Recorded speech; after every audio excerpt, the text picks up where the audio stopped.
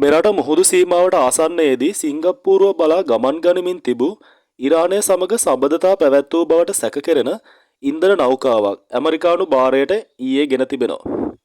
ලංකාවට ගිනිකොන දෙසින් කිලෝමීටර 700ක් දුරින් ගමන් කරමින් සිටියදී මෙම නෞකාව ඇමරිකානු නාවික හමුදා භාරයට ගෙන ඇති බව විදෙස් මාධ්‍ය වාර්තාහි සඳහන්ව ඇත.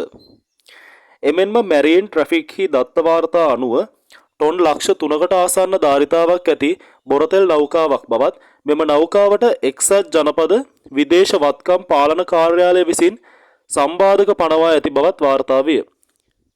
මෙම නෞකාව ඉන්දියානු නැව් සමාගමකට සම්බන්ධ බවටද තොරතුරු අනාවරණය වී ඇති බව විදෙස් මාධ්‍ය වාර්තා වැඩිදුරටත් සඳහන් කළේය.